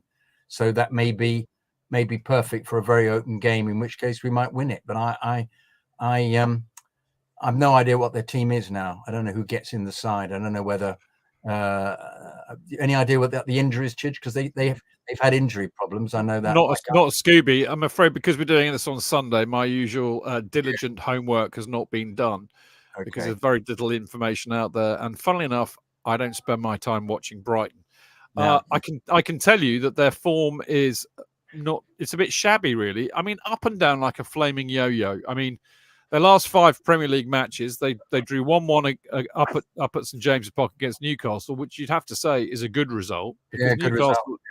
Newcastle are tough up there. They beat Villa 1-0 at home, which again you'd have to say is a good result. Although I'm not sure if that was in the middle of Villa's European Europe excursions. Yeah, I think it might have been sandwiched in the middle, and that would explain that possibly. They got hammered 3-0 by Bournemouth away, which you'll have to say, what? They got hammered 4-0 at home to Man City, which of course you'd have to say, yeah, I get that. I did delve back a bit into their home record this season, and they tend to only get beaten by the big side. So Arsenal beat them there, Liverpool I think beat them, City obviously beat them. So they're it's unpredictable. This is the difficulty with it. It's unpredictable. I mean, our form, as you know, has been pretty good recently. But against Brighton, this is the really bizarre thing, of course. I mean, we've only played Brighton a sum total of 24 times in our history, of which we've won 14, drawn 5 and lost 3. But in the Premier League, we've only played them 6 times, of course, because they've hardly ever been in it. And that's quite interesting because we've won 3, drawn 2 and lost 1. Of course, the only loss we had was last time out when Potter embarrassed us and sorry, I just got distracted by a hilarious post. I'll share it with you in a minute. But yeah, I mean, Potter blew it and we all know we lost 4-1. But otherwise, we've always done quite well out there. So, very difficult to call. Right, here's the there we go. This is from my great mate Ian, who I haven't seen for a while. Chidge is a tad disconcerting to your left. It's not disappearing, Ian. Oh, it is now. No, it's gone. No, it's here. No, I don't know why, mate. It's the shit chroma key that StreamYard have here. What can I say? I've even invested in a bloody green screen, and all it does is make my left arm disappear. But it's okay. I drink with this hand. Boom. Anyway, he says, hopefully it'll be permanently back and I'll check in the tavern before Bournemouth. Brilliant, Ian. I look forward to seeing you there, mate. I'm going to have a good old day on Sunday. I might even stay up in London, which will be dangerous for my liver, but I will do it. Sorry, JK and Dino. Basically, I think it's really difficult to call, Dean. I've got to be honest with you, but I'm hoping for a Chelsea win, obviously. Yes, one of those where obviously Brighton have got nothing to play for. Either that makes them play like shit, or it makes them play with a freedom that they don't normally have. Whereas we've got something on the line, so there might be, a bit of tension at the start of the game in that sense. Just one of them things that we haven't really struggled against, apart from obviously, Potter's return there, which was a disaster. I think we've just got some momentum and we're sort of building towards sort of a big finish. That we shouldn't really have many problems there. Especially given I think they have got a few injuries, and we seem to be coming back to fitness. As you said, it's hard to really call at this point. Wouldn't like to be playing a prediction league for this fixture. Where are you in the predictions league? I don't play it. That's okay. Why not? I just burnt the £20 instead. Probably better use of it. Yeah, less lasting in terms of fun. Well, very quick interlude as Dean invoked the Prem Predictions League. Me and Kerry, I'm 24th. Kerry is 25th. Dan is still the best fancaster. I hope he's above Chris Sutton. I have a horrible feeling he's not. But the great news is that we are leading the Chelsea Fancast is leading the mini league of all the other groups that have a league. We are top dog, mate, by about 200 points with 2 games to go. So there's a fair chance that we might win the mini leagues. So I'm very excited about that. Whoever is in 5th place at the moment, the responsibility lies with you. Do not fuck it up over the next 2 games, or there will be me to answer to. All right?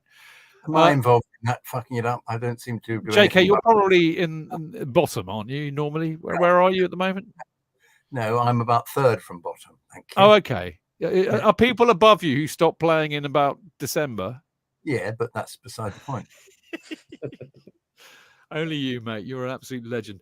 How do you see this one going, mate? Because I think Dino and I are saying we I mean the point. I think Dino makes a good point, and I would reiterate that by saying if I think that we've been playing like a top 4 side recently. If that side turns up, we should beat Brighton. But if the mid-table side turns up, who knows? Well, the mid-table side, have occasionally played wonderfully in sort of spurts, didn't they? Like in suddenly moment of thunder and lightning, and then be back to a warm drizzle. So It depends whether they do get the ball in the same way as Forest do. They get the ball down the other end really quickly, and a lot of one touch, one pass football, which is very clever.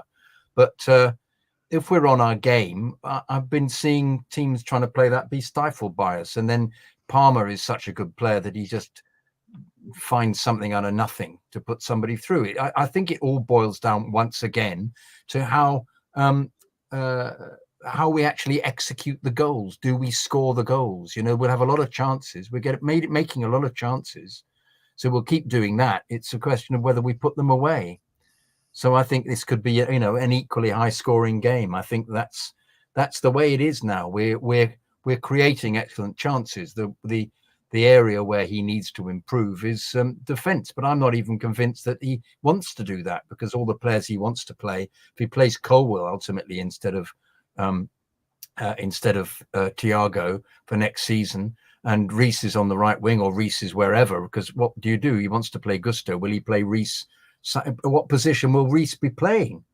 I mean, he played Gusto ahead of him, didn't he? He did. He played him. Yeah, he played him. But that means he was a winger. Because he'd taken Madueke off. Yeah. So was that, then he had a wing. Gusto was a winger, even though he was a fullback. So is it? Or then when he scored, when he crossed for the goal, he was the winger.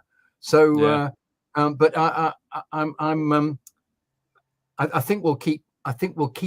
If that's his philosophy, we'll keep attacking. What we've got to do is make sure that we put all these chances to bed, and I'm sure we'll create lots of chances. So I reckon it'll be high scoring, and I reckon it'll be 3 or 4-2 actually. Yeah, I'm inclined to agree with you there. What are you going to go for? 3-2 or 4-2? 4-2 Chelsea. 4-2. Do you know? I'm going to go 4-1. 4-1. I'm going to go 4-2. I'm with JK. So there you go. I need the points in Predictions League, so I'm holding myself to ransom with that. Good. We all think we're going to win, which is what we like. I hope we do. And I hope you manage to watch it if you're not going, because it's not going to be easy. Right, it's now time for... They played for both. Very good. I like that. That's a take. I'll stick that one in the can, JK. I'll do another one if you like. They played for both. One more for luck. One more for luck. For both. One more where I'm not talking over you. They played for both. I like that. Sounds slightly surprised. That's kind of how we like it. Yeah. I'm slightly surprised when you get more than about 5 right, to be honest. But there you go. Oh, thank you very much. I normally get the ones from years and years ago right. You did very. You and was it? Who do we have on Friday? Clayton. You did very, very well. You two, right? You won't do so well this week, although you should do. 49 players represented both Chelsea.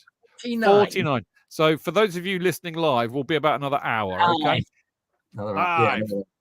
Right. Okay. I reckon you should know 1, 2, 3, 4, 5, 6, 7, 8, 9, 10, 11, 12, 13, 14, 15, 16, 17, 18, 19, 20, 21, 22, 23, 24, 25, 26 of them. The rest, good luck, because I ain't got a clue. And I haven't asked Nathan to do his usual bit tonight. So unless he's done it secretly on Twitter and I haven't been paying attention. So off you go. Colwell. Sanchez. Gilmore. Hang on. You're going too fast for me. Colwell. Gilmore. Yeah. Besson. Sanchez. Besson. Yes. Linebridge. Yeah, Dean. Very good. Chris Hutchins. Yes, JK. Gilmore. Yes, and that. Cuddly toy. Cucurella. Cucurella, yeah.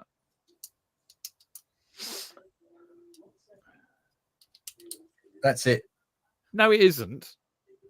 I mean, you haven't even listed all the people who are playing for us now who play for Brighton. Caicedo. Yeah, it's a bit stupid. Is that really it? What about a little young kid that we sold and we're very upset we sold to them? Gilmore. No, we said him. Lamptey. Yeah. Lamptey. Who? Lamptey. Oh, yeah, Lamptey, of course. Blimey. Right, JK, your favourite player of all time? Hullet. No, you always tell him this when we see him. Kenny Swain. No, not Kenny Swain. The other one. Oh, Mickey Thomas. Yes. Did Mickey Thomas play for Brighton? He did. Okay. The guy who was a big do we had, I think it was the Eddie McCready do, and he was in the butcher's hut with us afterwards, more pissed than even me. Gary Chivers. No, but Gary Chivers is definitely played for Brighton. Yes, he did. I know. I remember. Gary Chivers. And he was more pissed than you after the Doug Rugby. No, but Doug Rugby is also on the list. Yes, well done. Thank you. Yeah. Went up to lift the Members' Cup. We were there. Oh, Colin Bates. Bates. Yeah, that's right. Chelsea's number 9.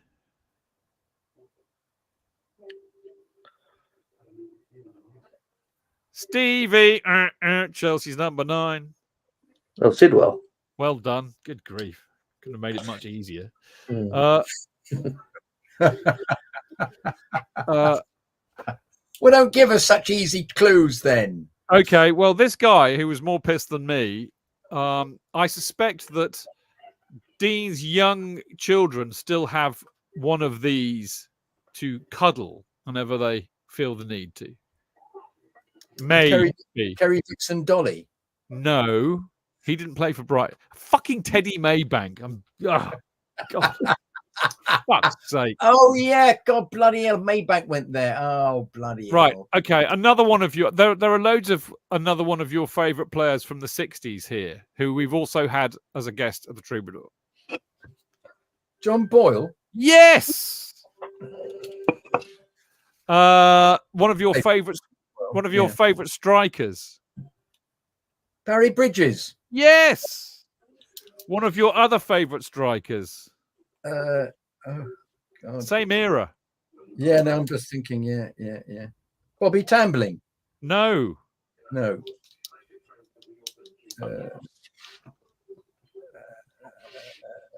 Alan Birchnell. No. Bert Murray. Did Bert Murray play for Brighton? No. Yeah. And another one who you loved, and then I think he also played for Spurs in the cup final and scored. What? Oh, Jimmy Robertson. No. Frank Saul. No. They were the 2 goal scorers for. And he didn't score, but he was definitely a striker for Spurs. Jimmy Greaves. No. He didn't play for Brighton. Bobby Smith. No, Bobby Smith didn't play in that cup final. You nana. Didn't he? No, he was 1963, 64. He played for us along with Les Allen. Les Allen played. I'm pleading the 5th because I wasn't born then.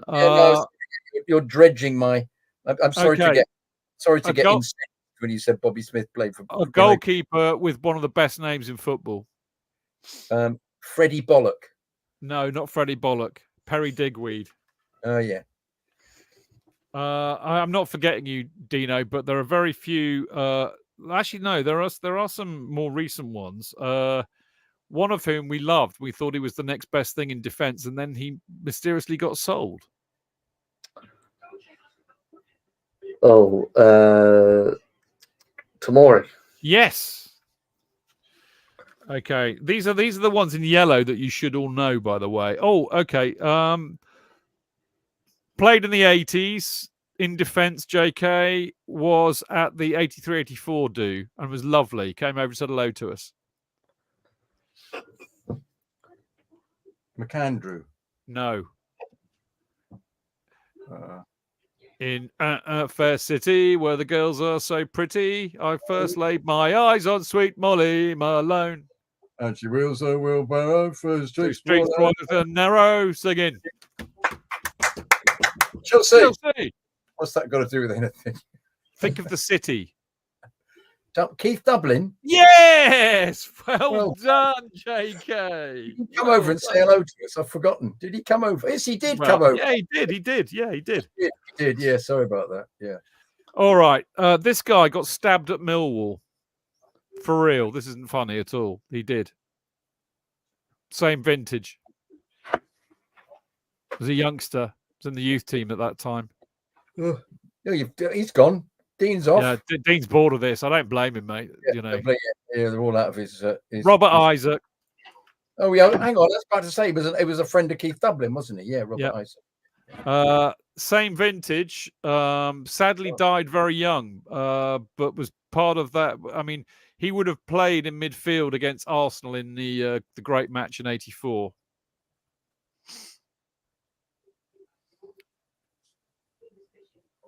But quite a waspish player. The names are swirling. Quite a waspish player. Billy Sting. Yeah, a waspish player from Yorkshire. Billy B. How about Dale Jasper? You'd be fucking useless on the Round Britain quiz on Radio 4. Remind me, if I ever get on it, you're not on my team. Dale, I get it. Dale's Chidge. Yeah, I get it. Dale, Yorkshire Dales, Jasper, Wasp. Yeah, Wasp. Why Jasper Wasp? Is there a Wasp called Jasper? Well, we always used to call Wasp Jaspers at school, didn't you? We never did. So That's because you went to a posh school. I went to a very posh school. We called them Wasps. Wasps, we called them. Didn't you call them by their Latin name? Yeah, we called them Guep because that's the French for wasp. Oh, fucking hell. Okay, you've got quite a few. I'm just trying to think if there's anybody. Okay, you used to be our kit man in the 50s when you had trials for Chelsea. Harry Medhurst. Very good. Yeah, that's all the yellow ones done. Oh, no, there's one more. This guy played for Celtic as well as us, as out on loan or something. We loaned him everywhere. Izzy Wizzy, let's get busy. Muzzy, is it? Izzy Brown. Can somebody just please put me out of my pain? Izzy Brown, for fuck's sake. Well, I give up, even if you lot haven't. Right, okay. Do you want to know who's on the rest of the list? No. I'm going to tell you as your punishment. Mohammed Bertie. I've never heard of him. Harold Bird. I'm really hoping that that's Dickie Bird. But I can't be because we'd have known if he'd have played for Chelsea. Liam Bridcut, Les Briley, Stan Crowther, George Dodd, Alan Dovey, Louis Flower, Stuart Henderson, Tommy Hughes, Rowan Ince. Remember Rowan Ince? I do. Tommy Hughes, goalkeeper. I've no idea. I'm missing Nathan tonight, but Rowan Ince. Tommy Hughes would have been about 66. Was that okay. right? Oh, well, I've no idea. I don't know because I haven't got that information. He was the goalie. He was the goalie for the 1970 FA Cup squad. Okay, good knowledge.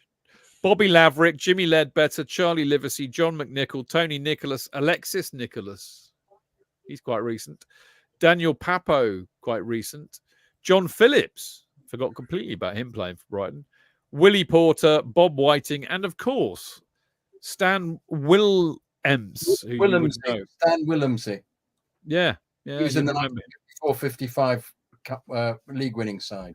He was indeed. So I'm delighted to say that that's it for They Played For Both. Well done. You did quite well, actually. I know I'm being a bit pissy, but you actually did pretty well, both of you. So give yourselves a pat on the back. Well done.